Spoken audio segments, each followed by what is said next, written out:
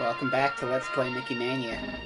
Welcome to my childhood nightmare, or one of them at least. I've had a lot of childhood nightmares. I think I've described childhood nightmares approximately 47,000 times during all of my LPs ever. Anyhow, Prince and the Pauper is the final level. And like most final levels, it is, well, hard. Oh, you will see all the ways this is hard, but maybe not necessarily just yet. But for now, swinging across these wooden chandelier deals. Hey, is that a portrait of Pete? Is he a big old knight? Why, yes, sir, he is. But the main thing to worry about is not Pete, but these fuckers here. The Weasel Knights. They take 3 hits to kill, and you can't jump on them. You gotta marble them. And there are only 2 kinds of these guys, thank God, but there's one that throws knives, and then there's this little dopey-looking jerk off screen here that throws crossbows. They're jerks! Oh, how the game likes to make these guys and put them into wonderful situations where they get to be jerks and pelt you with their knives and crossbows. And God help you if you die on these stages, because as I've said, you respawn with only 10 marbles. And these dopes take 3 marbles each to kill. So, this is some Gradius Syndrome nonsense going on here. Where if you die, you're horribly, horribly unprepared for dealing with these guys. I mean, you gotta love bouncing on books, and these guys have their silly little boxers there. You know, everyone's wearing silly boxers. Everybody.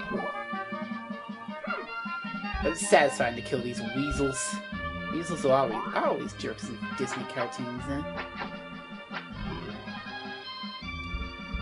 And there are a ton of them in this opening section alone. This is tame compared to what it throws at you. Well, you'll see. I've been hyping it up all the time. I've been saying, oh, this game gets so much harder. Well, this is it right here. We are at the precipice of the game getting ridiculous hard. To the point where I could not beat it when I was 8 years old. But we'll see now. Because I got 7 lives, I got lots of marbles. I had 99 marbles. I wasted them all, but we already found a past self. But there are 2 of our past selves here, because there's a prince and there's a pauper. We found the pauper, but the prince is in the dungeon. So let's go to the dungeon.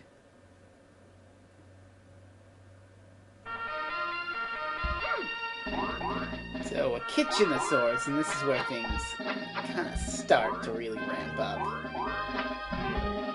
They're putting these guys in creative places where you gotta jump on them, but if you jump wrong, you get a crossbow to the face. That switch will open up the way to get out of this level. Now, you could just run along the ground and avoid fire, but now why would I do a unfun thing like that when I could set up this platform and get some goodies? Especially since I need them because the fire actually got me there. But putting it in just the right place lets you jump up here. Refill your health, which you probably need because of those weasels. Short section. Jump on the pump. And none of those long hops either. This water will hurt you. I always thought it was poison water as a kid, because it does kind of look kind of purplish, kind of like the water in Chemical Plant Zone Sonic 2 style, you know? Either way. This is the dungeon segment. It's rather long, and it's rather difficult. Oh, look at that. I didn't know that guy was going to be there. Now they're getting thrown in real creative places and throwing their stuff off-screen. They have an incredible range with those knives and those crossbows. Now this section isn't too hard if you're paying attention. That was sheer incompetence on my part, and I apologize. But luckily you can sort of hit stun these guys. If you know the timing of your marbles and how they have their invincibility frames, you can sort of just throw them head on, stun them, they won't even throw a thing, but getting to them and hit stunning them, that's the tricky bit, now isn't it? On this platform here, just stay up top as long as you can and make a nice long jump. You can get yourself some extra health if you need it, which again, you probably do because These weasels. I have eternal disdain for them.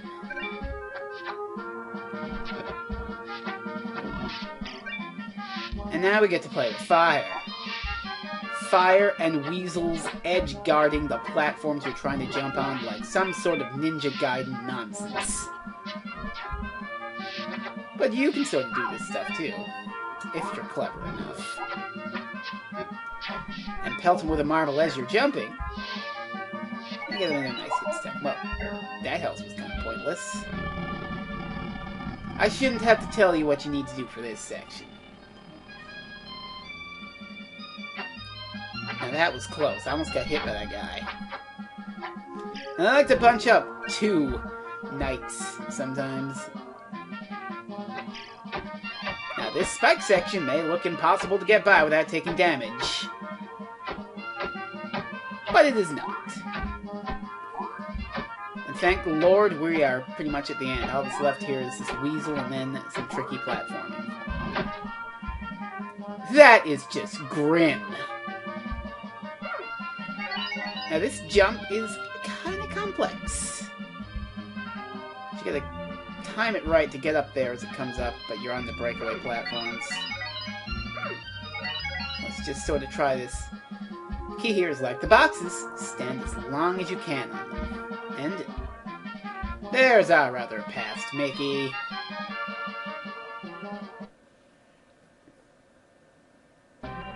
And would you believe the level's only half done even though we found both our Mickeys. I'm gonna tackle Pete's Tower next time, sort of build up the suspense, you know? Plus Pete's Tower kind of intimidates me. So, next time we finish this game for reals.